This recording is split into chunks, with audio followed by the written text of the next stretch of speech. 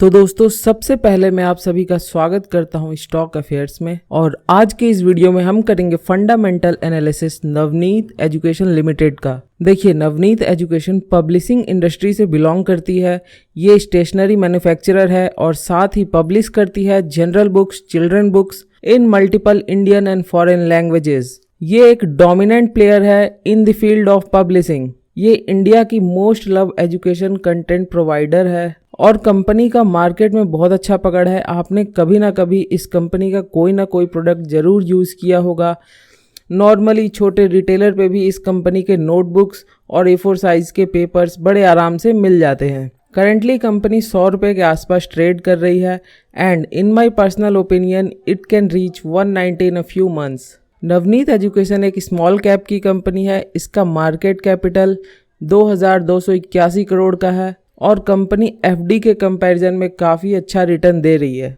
इसके popular product हैं विकास workbook, गाला practice book और युवा नोटबुक्स, जैसा कि आप इस वीडियो में देख रहे हैं। ये कंपनी में SAP भी इम्प्लीमेंट है। SAP एक ERP होता है जिससे बिजनेस रन करती है। ये बहुत ही अच्छा एक सॉफ्टवेयर होता है और काफ़ी अच्छी कंपनी SAP सॉफ्टवेयर यूज़ करती है। ये बहुत ही कॉस्टली सॉफ्टवेयर है। तो अब हम आगे बढ़ते हैं अपने अगले topic, business model of Navneet education limited.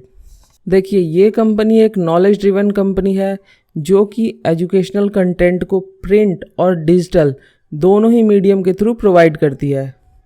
साथ ही ये प्रिंट करती है educational syllabus and non educational syllabus based content.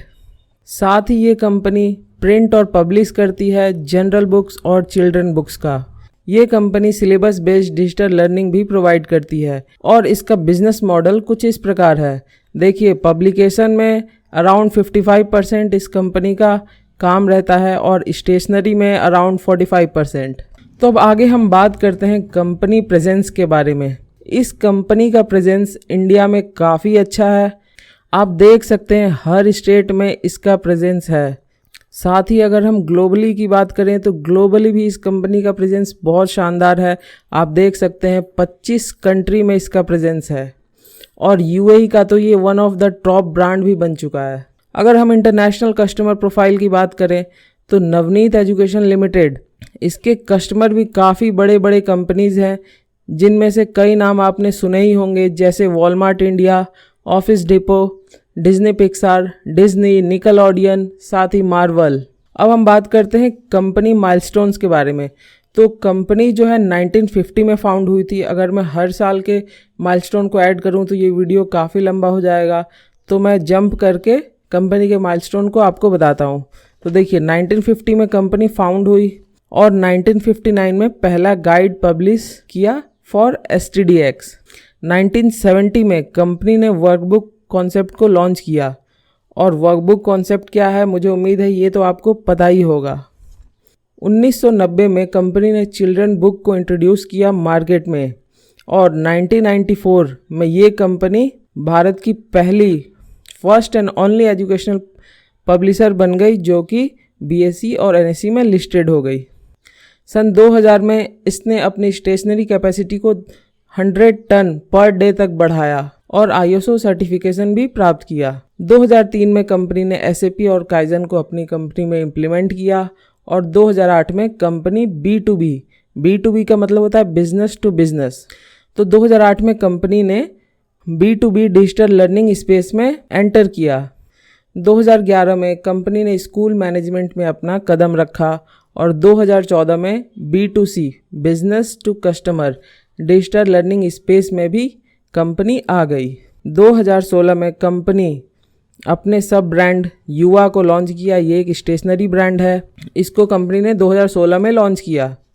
2018 में कंपनी अपने ब्रांड HQ के अंदर काफ़ी प्रीमियम स्टेशनरी का प्रोडक्शन करने लगी और 2019 में ये कंपनी UAE की एक ब्रांडेड कंपनी बन गई।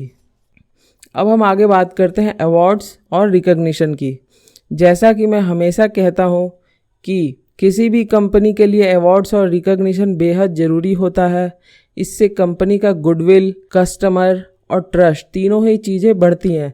साथ ही इन्वेस्टर को भी काफ़ी ये चीज़ें अट्रैक्ट करती हैं।